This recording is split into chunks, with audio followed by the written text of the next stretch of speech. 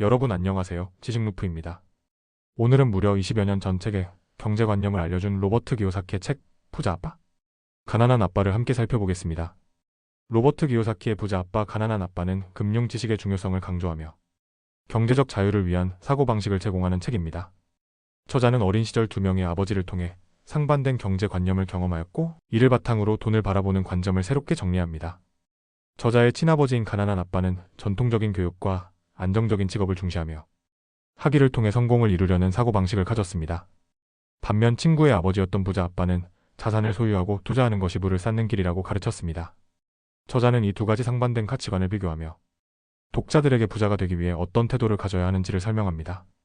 책의 핵심 메시지는 돈을 위해 일하는 것이 아니라 돈이 나를 위해 일하게 만드는 것입니다. 저자는 대다수 사람들이 안정적인 직장을 얻어 월급을 받으며 살아가지만 이는 결국 경제적 자유를 얻지 못하는 삶이라고 지적합니다. 대신 투자와 사업을 통해 자산을 확보하고 이를 통해 지속적인 수입을 창출하는 것이 중요하다고 강조합니다. 저자는 부자가 되기 위해서는 금융 지식을 쌓아야 한다고 말합니다. 학교 교육에서는 돈을 다루는 방법을 가르치지 않으며 대부분의 사람들은 금융 지식 없이 경제 생활을 시작합니다. 이로 인해 많은 사람들이 신용카드 빚과 대출에 의존하며 경제적으로 어려움을 겪게 됩니다. 따라서 금융 지식을 습득하고 이를 실생활에 적용하는 것이 부를 쌓는 첫걸음이라고 주장합니다. 또한 자산과 부채의 차이를 이해하는 것이 중요하다고 말합니다. 부자가 되기 위해서는 자산을 늘리고 부채를 최소화해야 합니다. 하지만 많은 사람들은 집을 구매하거나 자동차를 구입하면서 이를 자산이라고 착각합니다. 그러나 저자는 자산이란 나에게 지속적인 수입을 가져다 주는 것이라고 정의하며 부채는 오히려 돈을 빼앗아가는 요소라고 설명합니다. 따라서 부를 축적하려면 부동산, 주식, 사업 등 수입을 창출하는 자산을 소유해야 합니다. 저자는 또한 부자들이 돈을 대하는 태도가 다르다고 이야기합니다. 부자들은 위험을 감수하며 투자하고 기회를 포착하는 능력을 기릅니다. 반면 가난한 사람들은 돈을 잃을 것을 두려워하며 안전한 선택만을 추구합니다. 이 차이가 시간이 지나면서 더욱 큰 경제적 격차를 만들어냅니다. 따라서 부자가 되기 위해서는 새로운 기회를 탐색하고 실패를 두려워하지 않는 태도를 가져야 합니다. 책에서는 창의적인 사고를 통해 돈을 버는 방법도 강조합니다.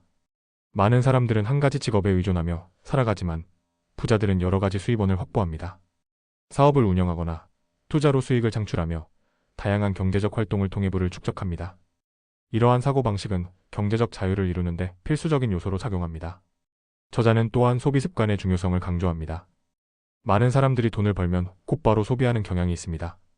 그러나 부자들은 돈을 벌면 먼저 자산을 구매하고 수입을 창출하는 방향으로 돈을 사용합니다.